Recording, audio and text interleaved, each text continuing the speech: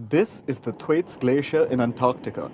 Its width is around 120 kilometers, making it the world's widest glacier. But it's more famous for its nickname, the Doomsday Glacier. It's called that because it's melting, and melting fast. If it collapses, it could wreak havoc around the world. First, a primer on glaciers. They're slow-moving rivers of ice. They're mostly located in mountain ranges and cold places like Antarctica, Iceland, and Greenland. Glaciers are said to move slowly because though the ice melts, fresh snow falls on glaciers and freezes. When not enough snow replaces what's lost, the glacier is said to be retreating. The Thwaites Glacier is located in western Antarctica. It's about the size of the UK. It's a retreating glacier, parts of which keep breaking and falling into the Antarctic Ocean. It alone has contributed to 4% of the global rise in sea levels. And scientists are concerned about the speed at which it's collapsing. The glacier is cracking, and scientists want to know why.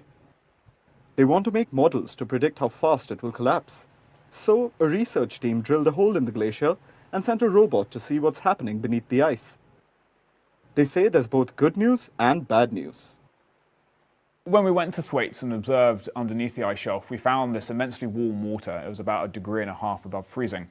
And that should drive a relatively high melt rate. But what we also observed was this layer of fresh water right at the ice base that creates a very strong density gradient, and that density gradient stops the heat from getting from the ocean into the ice. What this means is that the glacier is partially insulated from warm water. It's not melting as fast as previously thought. Sounds like good news, right? Sadly, that isn't the case. While the whole glacier isn't melting too fast, it's still breaking off. Here's why.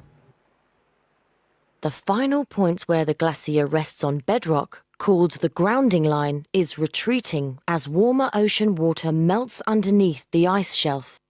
It's moved 14 kilometers since 1992. Ice that was on land has melted, or is now floating on water, and so raising sea levels.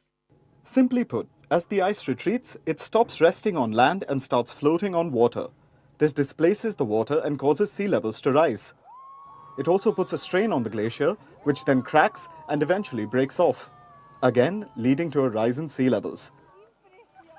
If it collapses completely, sea levels may rise by an additional meter. Even though this is happening in Antarctica, it affects everyone. All the oceans are connected. If sea levels rise, all of our coasts and coastal cities are at risk.